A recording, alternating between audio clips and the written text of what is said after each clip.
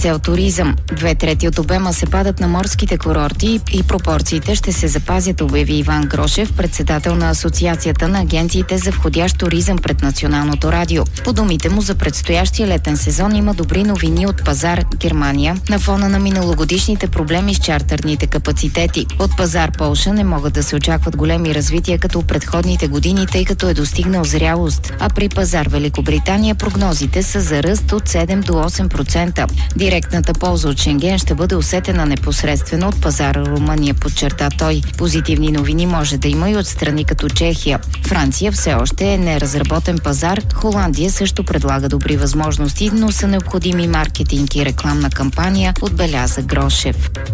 Днес започва изплащането на пенсиите за януари чрез пощенските станции и ще завърши на 20 януари. Преводите на сумите за януарските пенсии по сметките на пенсионерите, които получават парите си по банков път, ще бъдат извършени също днес. Датата за изплащане на обезщетенията за безработица през този месец е 15 януари. Информацията за всички видове плащания, извършвани от Националния осигурителен институт към осигурените лица и пенсионерите, се актуализира всеки месец и е достъпна през интернет страницата на института.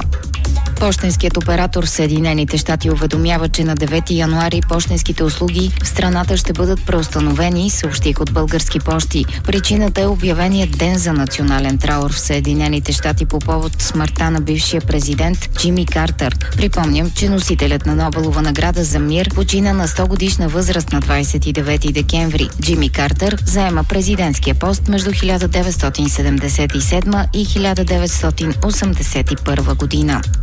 Най-малко 53 са жертвите, а 62 са ранените от мощното земетресение с магнитуд 6,8 по скалата на Рихтер в един от свещените градове в китайския автономен район Тибет, Шигаце. По данни на Китайската държавна информационна агенция има много вторични и слаби трусове. Земетресението е разлюляло сгради в съседните държави Непал, Бутан и част от Индия, предаде агенция Reuters, която уточнява, че според геоложката служба на Съединените щати трусът е бил с магнитуд 7,1. Шигаце е разположен в северното подножие на Хималаите. Окръг Тигри, близо до центъра на земетресението, е популярна база за катерачи, които се подготвят да изкачат връх Еверест. Планираните за днес обиколки са отменени, както и зоната за разглеждане на забележителности. Китайските държавни медии съобщиха, че земетресението е причинило щети на над 1000 къщи.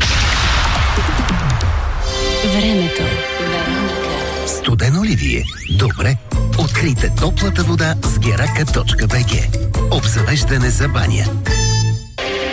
Днес преди обед ще бъде предимно слънчево. В следобедните часове облачността средна и висока ще се увеличава и до вечерта ще е предимно значителна. Ще духа слаб в източна България, умерен вятър от юг-югозапад. Максималните температури в страната ще бъдат между 6 и 13 градуса, в София около 7, в Пловдив 10, във Варна 12 градуса.